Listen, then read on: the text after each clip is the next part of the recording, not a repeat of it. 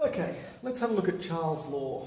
Now, Charles' law is the relationship between volume and temperature in gases.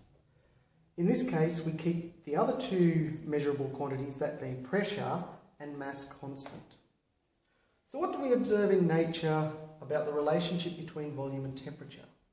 Well, if we take a hot air balloon and we heat the air inside the balloon, we find that the balloon expands. And this tells us that temperature influences volume, at least for gases. So we can also set up an experiment, and I've got some data here, where we measure the volume of a gas and the temperature of that gas. So if we look at the first two rows, we measure our volume in mils, we measure our temperature in degrees Celsius. So we see that as we decrease the temperature, we decrease the volume. So we do have some sort of relationship between the two of them. Now we can do a calculation of volume over temperature. So this line in the blue, if we calculate our volume over temperature, we get the value 1.55, 1.93, 2.68, 2.96, and then an undefined value because we've got 0 degrees Celsius. So that doesn't tell us much at this stage. However, we can convert our temperature to another unit, and this unit is what we call degrees Kelvin, or degrees Kelvin. And to convert from degrees Celsius to degrees Kelvin, we add 273 to our degrees Celsius. So we convert 100 degrees to 100 degrees Celsius, 373 degrees Kelvin. Likewise, we do the same for the other values as well. And if we now calculate volume over temperature, we get a value of 0.41. So we get 1.55 divided by 373. We get a value of 0.41. If we do 145 over 348, we get a value of 0.41. And we move along, we find that volume over temperature is a constant value.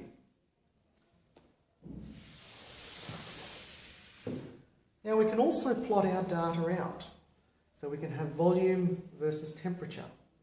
And we find that we have a linear relationship between the two, but that we don't cross over at the intersection of the axes here. Instead, what we can do is extend this line out to what we would call a theoretical value for our temperature. And in this case, if we extend our value out, we get a value of minus 273 degrees. And this is the theoretical value for our absolute zero. So when we reach this temperature, our volume decreases down to nothing. So this value of minus 273 degrees C is equal to 0 degrees K, which is why we were able to use that conversion factor on the previous graph. So what does this evidence tell us about the relationship between between volume and temperature? Well, first of all, we've seen, because we've got a linear graph here, that volume is proportional to temperature. Or, we can put that in another form, volume is equal to some constant times the temperature. And if we further manipulate that, we can say that that constant is equal to volume over temperature.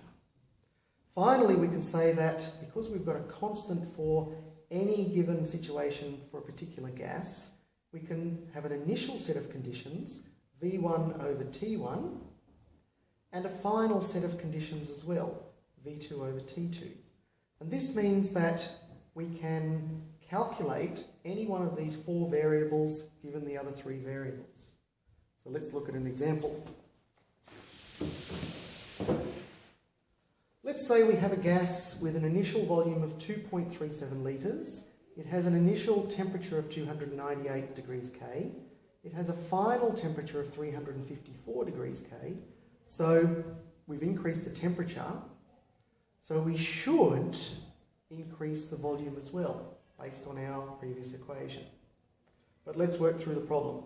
We start with our initial formula, V1 over T1, the initial set of conditions, equaling, because it's equal to a constant, our final volume over our final temperature, and we'll multiply through both sides by T2 to get rid of this particular part of the equation to isolate our final volume, which is what we want.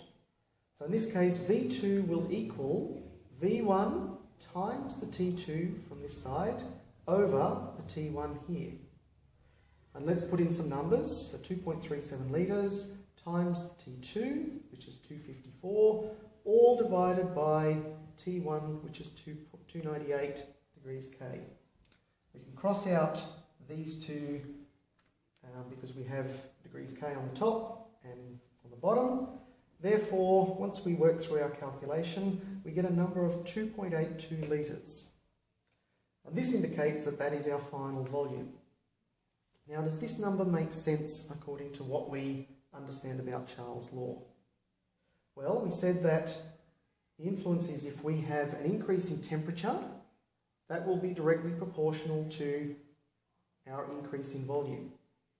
So in this case, we start with 2.37 litres, we finish with 2.8 litres. And that's accompanied by an increase in temperature from 298 to 354.